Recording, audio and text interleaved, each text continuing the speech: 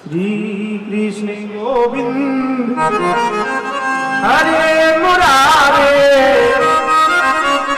हे नाथ नारायण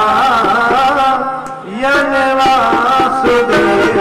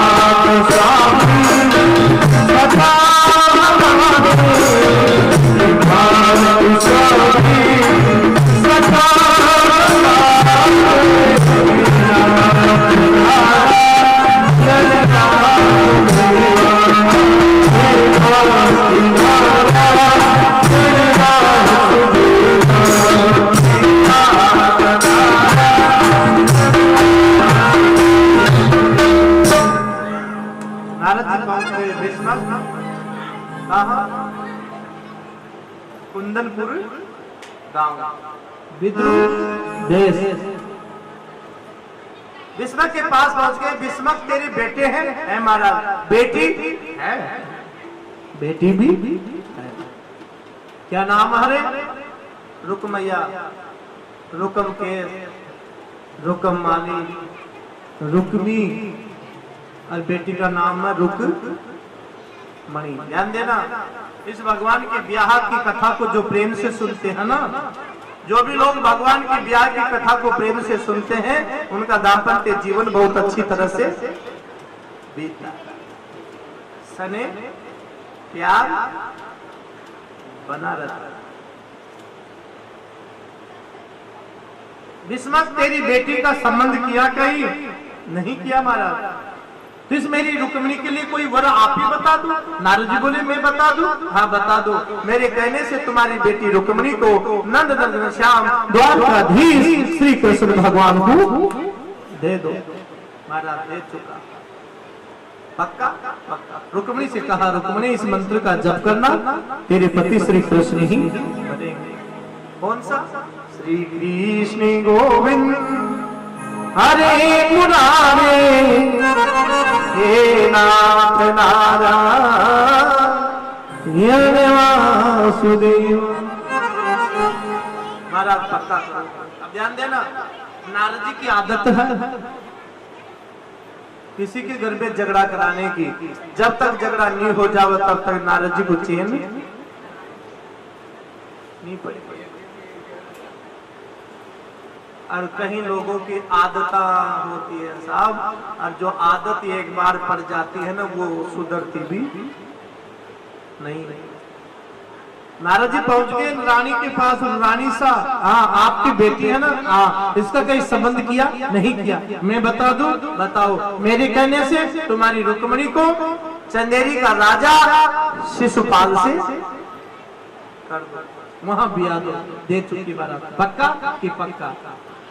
बात नहीं जाएगी कि चाहे मर जाऊं, अब तुम्हारी बेटी रुक्मिणी शिशुपाल की जाएगी। इधर बता दिया श्री कृष्ण, राजापुर बेटी को बता दिया श्री कृष्ण, रानी को बता दिया शिशुपाल।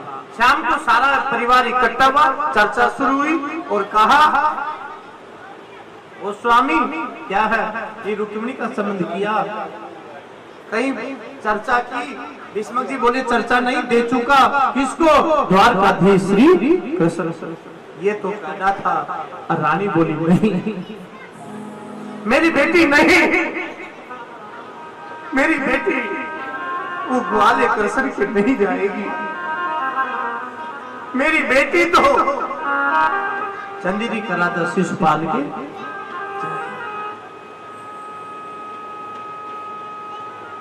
बड़ा पुत्र था। वो माँ के पक्ष में हो गया और कहा, माँ चिंता मत करो, तो मेरी बहना शिशुपाल के जाए। पिताजी थाने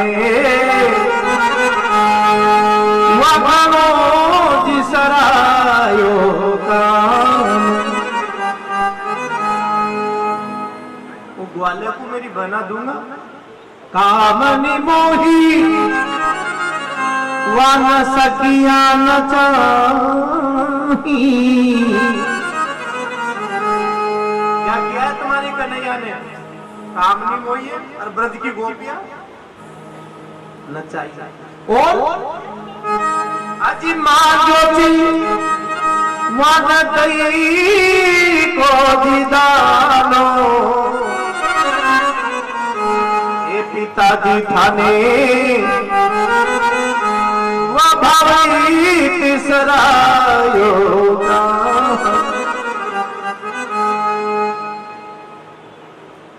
उसको मेरी बहना नहीं दूंगा। क्या किया उसने? कुछ नहीं किया। ब्रज में गैया चराई सखिया नचाही, माँ सुनई चेवा छालो, पिताजी थाने तीसरा योगा। अब ध्यान देना, जब भगवान का पेश हो ना, बुराई हो वहां मत बैठो, वहां से उठ करके चल दो। अगर आप भगवान की निंदा सुनते हो, इन कानों से संतों की निंदा सुनते हो, ब्राह्मणों की निंदा सुनते हो, तो गौहत्या के बराबर पाप लगता है। इस वक्त ने सोचा झगड़ा बढ़ेगा, इसलिए ऐसा करूं ना, मैं यहां से उठ करके चली जाऊं। झगड़ा खत्म करना चाहते हो तो घर का झगड़ा घर पे खत्म हो जाएगा। लेकिन क्या करना पड़ेगा साहब? पति पत्नी के बीच में झगड़ा होता ना? देवरानी जेठानी में भी कभी कभी झगड़ा होता है, सास और बहू के बीच में भी झगड़ा होता है। लेकिन घर का झगड़ा घर में खत्म हो सकता है यदि हम समझौता करना चाहे तो। अगर सास बोले तो बहू को छानी हो जाना चाहिए, और बहू बोले तो सासू माँ को नहीं बोलना चाहिए। चार छानी हो जाए, चुप हो जाए, जी में झगड़ा खत्म। पर वह भी कम नहीं है और वह भी कम नहीं। कैसे? एक दृष्टांत याद आ गया, ध्यान से सुनना। एक मार साहब थे, एक मास्टरनी जी। मार साहब और मास्टरनी जी रोटी बना रहे थे, तो रोटी बनाते बनाते जल्दीबाजी में घी न लगायो और मार साहब को सूखी की सूखी रोटी रख दी। मार साहब बोले, ओए तुम्हें पता नहीं है मैं 17,000 रुपए महीने कमाता हूँ और फिर भी रोटी सूखी? 17,000 रुपए महीने तनख्वाह आती है, फिर भी मैं कई कंपनी में काम करता हूँ, खूब पैसा भी कमाता हूँ, खूब पैसा लाता हूँ, और फिर भी रोटी सूखी। अब रखाऊं तो गलती से आई थी, पर मास्टरनी जी भी कम कौन है कि छाना बना खा लियो। क्यों? क्योंकि कमाता होगा पर हमारा प्रश्न पीसा खत्म हो गया। चुपचाप खा लो, नहीं खाओ अजी के खा लो, कि कहते ना चुपचाप सूखी खा लो, कि कहते ने नहीं खाओ 17,000 रुपए महीना कमाता, कि खा लो कि नहीं खाओ अजी के खा लो, कि नहीं खाओ अजी के खा लो। अब रोटी बना रही थी, बेलन हाथ में छोई सोई उठायो बेलन, अब मास्टरनी जी नहीं यहाँ दी तो देता ही मार साहब को काय होगी शीश पोल चाहिए। अब तो मार साहब पढ़ाबा स्कूल में भी नहीं जाओ, अब तो मार साहब बाजार में भी नहीं जाओ, अब तो मार साहब सुबह सुबह घूम भी नहीं जाओ। लेकिन मार साहब ने सोच रहे यार गरी घर में भी खा सकते हैं, अरे ले चलो थोड़ी देर पार्क के ही घूम आओ। मार साहब पार्क तक घूमने गए ना तो मिलवाड़ा तो 4 बजे भी मिल गया। सर गुड मॉर्निंग, ओ sir good morning, sir sir sir sir good morning sir. और गुरुजी यो काय हो रहे था क्या? ओ गुरुजी यो काई है? मार साहब बोले यार सुबह सुबह उठो ना जो लाइट जा रही थी और हमारा दीवार की लागी थी ना गुरुजी। हाँ और चक्कर को ना कि कते तो सी कर जो डॉक्टर को गोड़ा मज्जा जो तो इस शीश बोल के गरम गरम घी लगा ली जो बोर जाएगी। महार साहब बोले साले बीमारी की है, साले बीमारी की है, अगर रोटी का घी लाग जाता तो ऐसे बोली।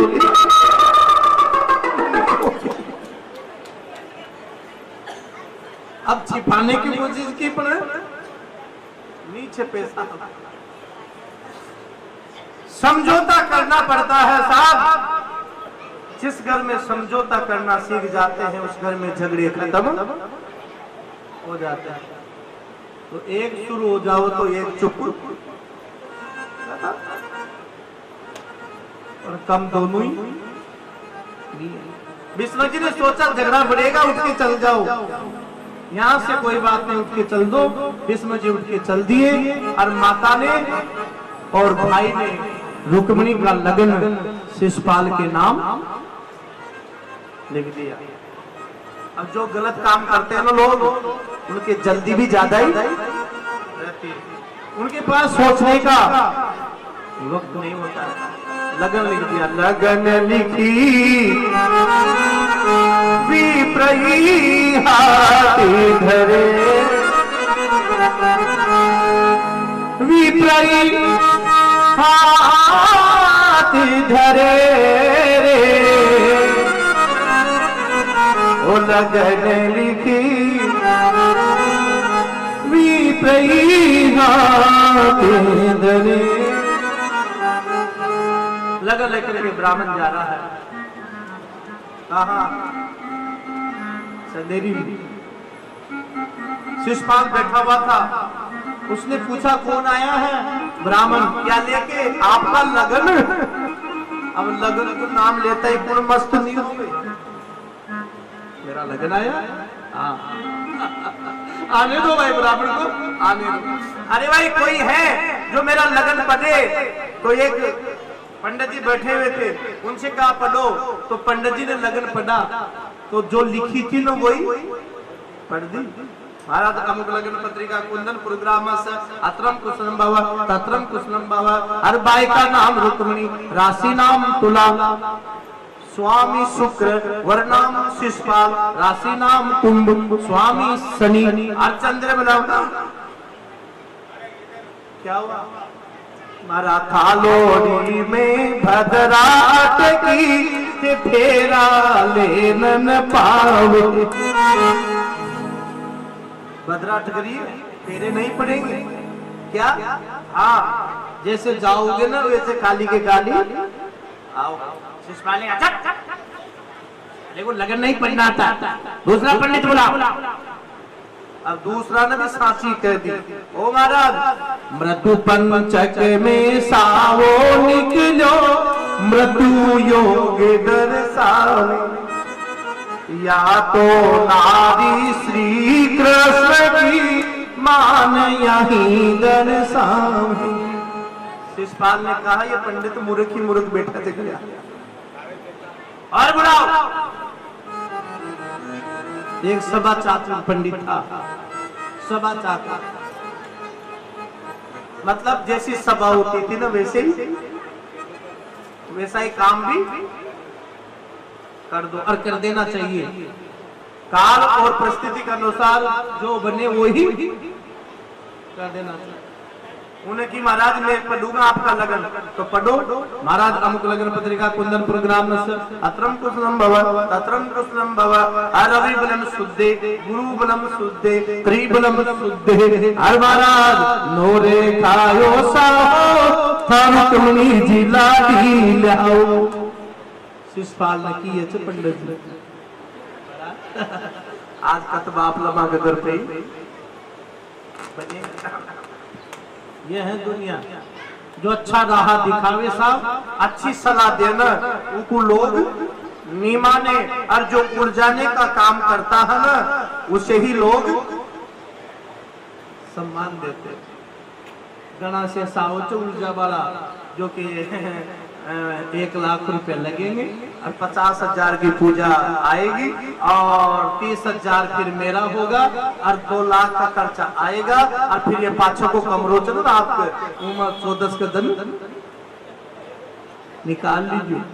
और वो 2 लाख रुपए ले गया, 30,000 की पूजा भी और 1 लाख नगद भी, और बढ़िया गचा गच खूब खाया पिया और गया ना जो वापिस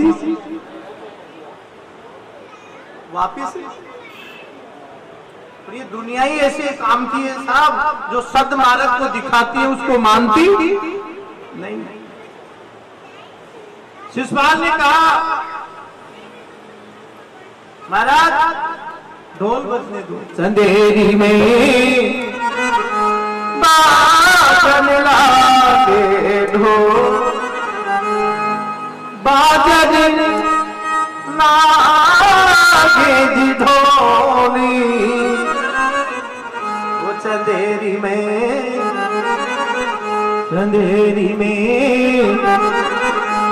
बाजन लागे ढोल। शिषपाल ने 3 लोग की महारानी रुक्मिणी के ऊपर सेवरा बांध दिया और नकाशी के लिए तैयार हो गया। निकासी के लिए जा रहा था अपने सजनों, लेकिन ध्यान देना जब जब गलत करोगे ना तब तक रोकने वाले हमें रोकने भी आएंगे और रोकेंगे। रावण ने किया तो रावण को मंदोदरी ने रोका, हिरण्यकश्यप ने पाप किया तो कयाधु ने रोका नहीं रोका, विभीषण ने भी रावण को रोका लेकिन रुका नहीं, शिषपाल को भी रोका, इसने अपनी बोझाई नहीं। और वो क्या कर रही है, ओ देवरी मारा मत ना करो निकासी,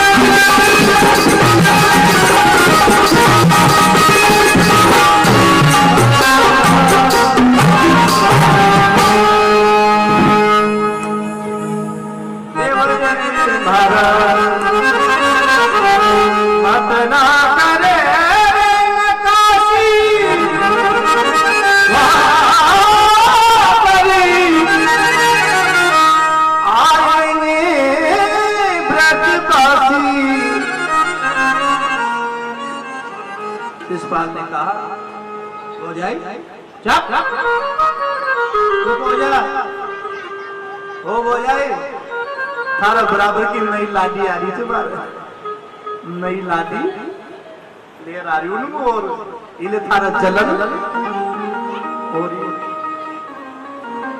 और तेरी नाक में तो मैं रुक्मिणी को ले आ रही। बताओ भोजाई ने रोका पर नहीं रुका। भोजाई ने कहा शिषपाला अगर थारा ज्यादा ही दूसरी लाडी की शौक है ना ब्याह करवा की, तुम्हारी छोटी बहन है उनको पढ़ना ले आऊंगा पर रुक्मिणी पे सेवरो जहाँ को रामी दान दुख देही ताकि मती पहले हर ले।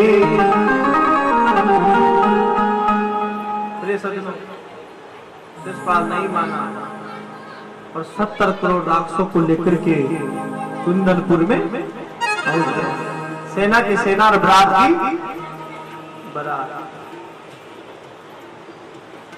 इधर रुक्मिणी भगवान को पुकार बोली बाकी बिहारी लाल की। और नैनन मेरी श्याम सवाइयो,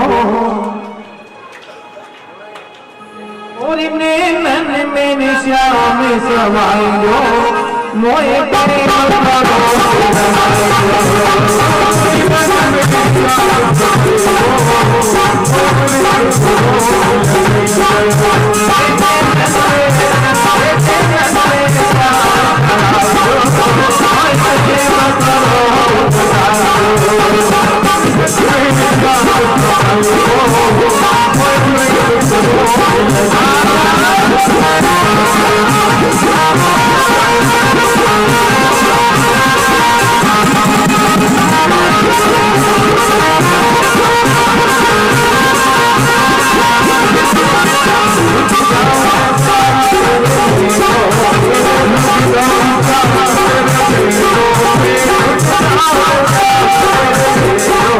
ने कहा, और रुक्मैया जी आपने तो श्री गुरु फेरा धन में ही पड़ा लो, क्योंकि शाम को श्री कृष्ण आ जावे तो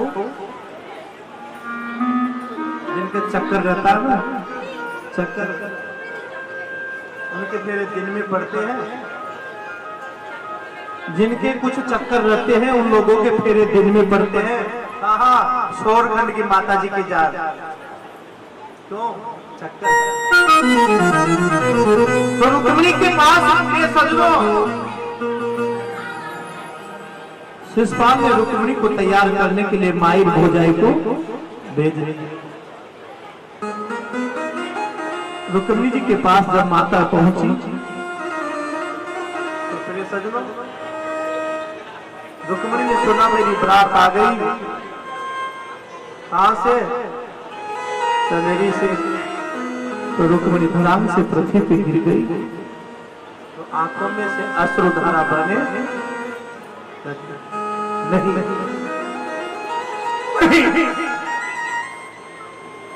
मेरा ब्याह उस गोपाल के सिवा दूसरा से किसी से हो नहीं सकता। रुक्मिणी की मां कहने लगी, और रुक्मिणी ध्यान दे, रुक्मिणी झरझर रो रही थी और मां ने आकर के कहा, बेटी क्यों रो रही हो? क्यों कवरी अरे बिनती जो परी मत शोक करो दुख को भी सिरोड़ी। ब्याहन आयो शिशुपाल धरापति, उठ भेंट करी तुम मांगी सजोरी। ओ बेटी ध्यान दे बेटी, चंदेरी का राजा बिहार आया, श्रृंगार करो। ध्यान दे प्रिय सजनों, वह रुक्मिणी अपनी माता के सामने कभी भी नहीं बोली, अपने पिता के सामने कभी एक बात भी नहीं करी थी। लेकिन आज रुक्मिणी ने देखा मेरा कोई नहीं है। रुक्मिणी ने कहा, मां हे मां, हे मां, तुम कहती हो मैं शिषपाल से ब्याह करूं, लेकिन हे मां मैं श्री कृष्ण के सिवा इस जगत में किसी को चाहता नहीं। मां तुम कहती हो शिषपाल से ब्याह करो, लेकिन मां या गंगा उल्टी बहो चाहे मासूर की बहो, या रवि चंदी गगनी सुहानी परो। चाहे गंगा उल्टी सुल्टी बजाए, मां चाहे सूर्य चंद्रमा पृथ्वी पे गिर जाए, लेकिन सुमेरु डिगे चाहे माई पृथ्वी क्यों न फटे। पर शिशुपाला से आती नो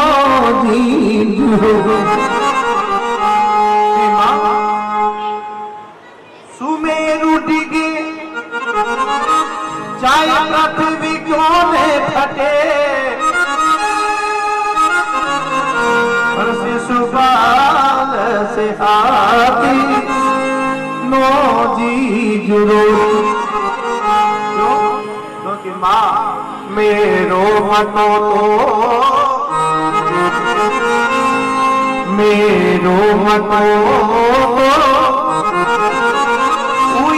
नंदन से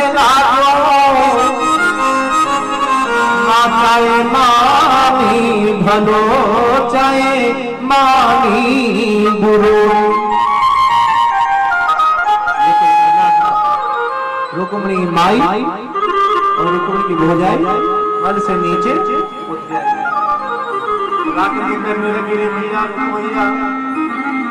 और रुक्मैया क्या है, वो रुक्मिणी पर तो कृष्ण ने जादू कर दिया, इन्हें रुक्मिणी को तो कृष्ण ने कृष्ण दिखाई दिया। रुक्मैया ने कहा उसका जादू एक थप्पड़ में उतार दूंगा, मुझे ऊपर जाने दो। शिशुपाल जी ने हाथ पकड़ लिया कि लाडी के दियादी मत करो, मैं ऐसा ऊंचा नंबर का जेवर ले रहा हूं। अरे जेवरा को रुक्मिणी देखेगी ना तो देखता ही बावरी हो जाएगी।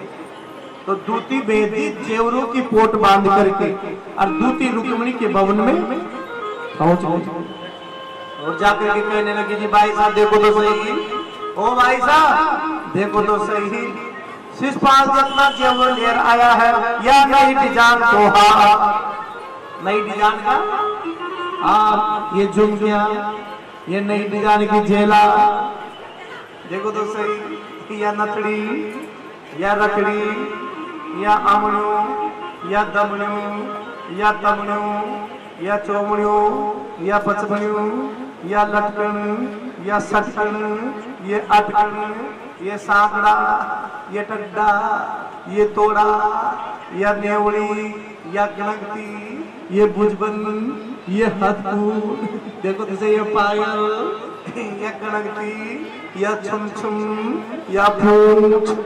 कोई मंगा मत दीजिए, 108 जेवर ले रहे हो शिशुपाल। राजा के जाओगे तो रानी बाजोगे, और कन्हैया के जाओगे ना तो ग्वालन बाजोगे। ये तो करना था, रुक्मिणी को क्रोध तो पहले आ ही रहा था। दूती के केस पकड़ के नीचे फेंके तो प्राण निकल गए, और वो जेवर थे ना वो समेटने के नीचे फेंके तो शिशुपाला का तड़का की नीचे धड़ाम से गिर गया और रुक्मिणी भगवान को पुकार दी, देश रे अरे जादूगरा जो रे आजो मारे दे।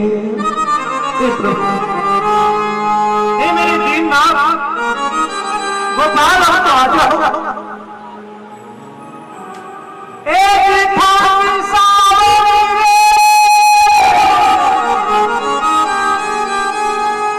थामी सावरी सुरती लपा के, अरे मुरली वाला वो बंसी वाला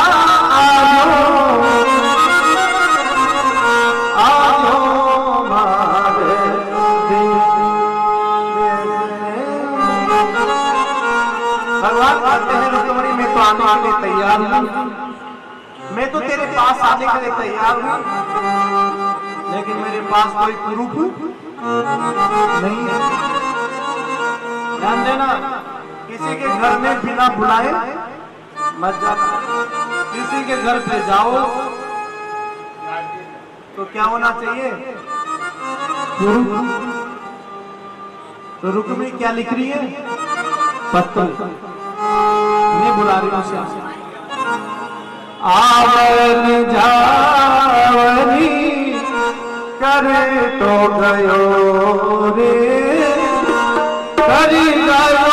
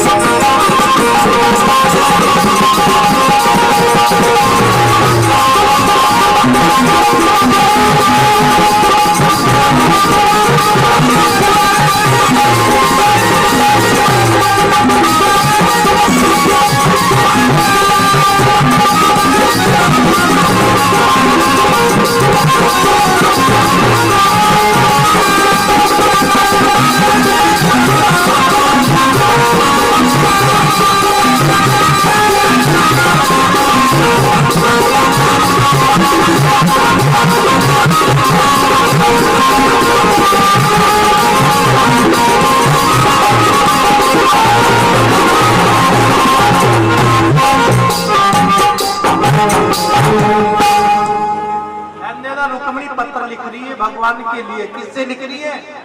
अपने आंखों के आंसू।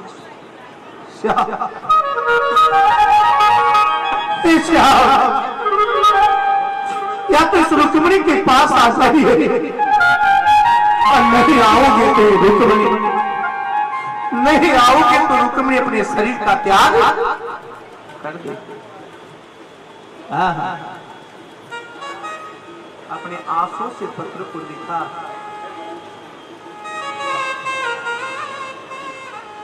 और पत्र को लिखकर के बूढ़े पंडित जी थे उनको दिया। महाराज ये पत्र ले जाओ और मेरे श्याम को दे देना। वो ब्राह्मण बूढ़ा था, हिम्मत नहीं थी जाने की, लेकिन 1.25 लाख रुपए का नाम लिया ना तो ब्राह्मण ने हाँ। बाजार में पहुंचाना,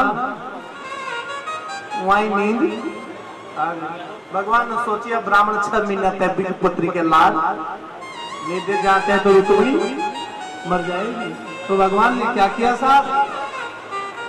क्या किया भगवान ने? मारा तो ठाकुर जी ने कियो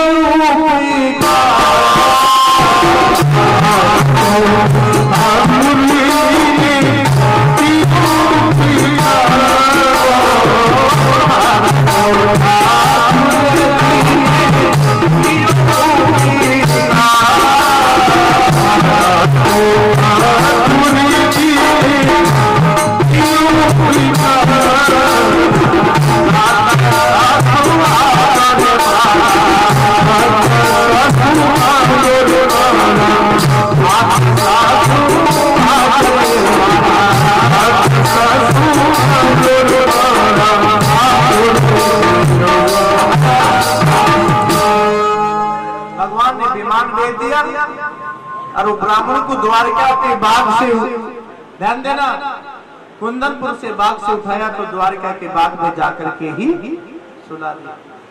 सेवरा हुआ, महाराज उठे और वो पत्रिका जाकर के दी तो श्री कृष्ण मिल गए। कहां से लायो? लो महाराज, कहां से लायो? कुंदनपुर नगरी से। क्या है? आप ही पढ़ लो। भगवान ने पत्रिका को लिया और भगवान ने पढ़ा।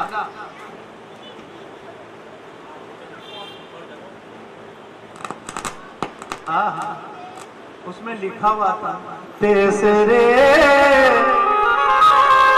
अरे जादूगारा जो रे आज मारे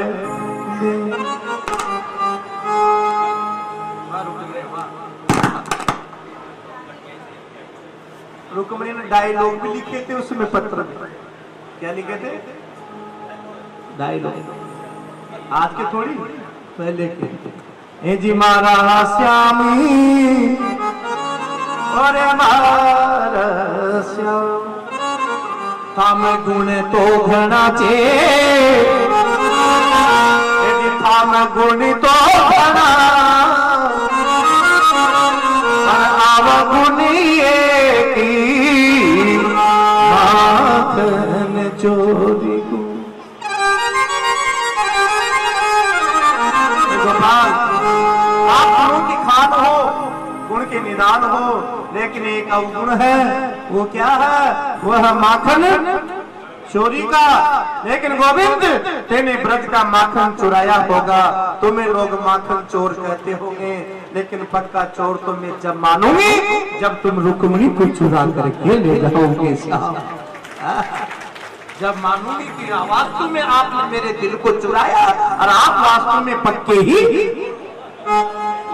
चोर। भगवान हंस रहे हैं वह रुक्मिणी वाह तब गुण तो घना चे श्याम थम गुण तो घना और ए अवगुण ये माखन चोरी। भगवान मंद मंद मुस्कुराते। बलराम जी बोले क्या गया? भगवान बोले दादा जीवन आ गया जीवन। बलराम जी बोले ऐसे नहीं समझो तू तो सीधी कर। भगवान बोले ये जीवन आया है निमंत्रण, लेकिन बहुत महंगा पड़ेगा। कैसे? वहाँ एक बरात आ गई शिशुपाल की, दूसरी आपने बुलाई है दादा हम लड़वा का ध्यान देने लड़ने का बल हो तो पत्रिका को दे लो, न तो वापिस जाने दो। बलराम जी ने किए कृष्ण द्वारिका माया वाला लगन वापिस नहीं जाएगा। लड़वा की जिम्मेदारी तो मारी हरे। बरात को पूछा बाकी गारंटी मारी कौन? भगवान बोले पूछा बाकी गारंटी मारी, तो लड़वा की मारी। जेल ले। भगवान ने कह दिया जिसको भी नावना धोना गावना वस्त्र सिलावना जो करना है जो कर लो। बरात में चलेंगे, आज चलेंगे, अभी चलेंगे। ये तो कहना था। और द्वारका की नारियां तो बावली हो गई। बरात का नाम लेते ही साहब मतवाली हो गई। कोई तो ना रही है, कोई गा रही है, कोई पी रही है, कोई नाच रही है, और कोई तैयार हो रही है, और कोई ढीली ढाली थी ना वो सारी रात सी रही है कि माखन मैचिंग कोट होने जी भाई। बरात तैयार हो, बरात तैयार नहीं हुई उसके पहले तो देवता आ गए। थोड़ी देर में गणेश जी आ गए। भगवान बोले साहब आओ। थोड़ी देर में शंकर भगवान आ गए, आओ। थोड़ी देर में ही इंद्र आ गया, आओ। थोड़ी देर में ही देवता रहे, आओ साहब, आओ साहब। लेकिन भगवान ने सोची आपने तो कोई सुबी नहीं की। ये देवता कैसे आ रहा है? कौन किया कौन किया? नारद जी किया है कि देवता वो आजा जो था के बरात पूछे। भगवान जान गए कि जरूर ये नारद का ही लक्षण। बरात में जितना आदमी उतनी अच्छी बात है। चलो ऐसी बरात भगवान की सजी साहब, ऐसी बरात आज दिन तक कोई देवता की नहीं सजी। लेकिन नारद जी को अब बरात भी न सोई। नारद जी ने कही बरात में बिगड़ न डाल दो ना, तुम्हारा नाम भी नारद कोई नहीं। तो नारद जी भगवान के पास पहुंच गए। भगवान बरात बहुत अच्छी है ना? भगवान बोले कभी हो तो बताओ।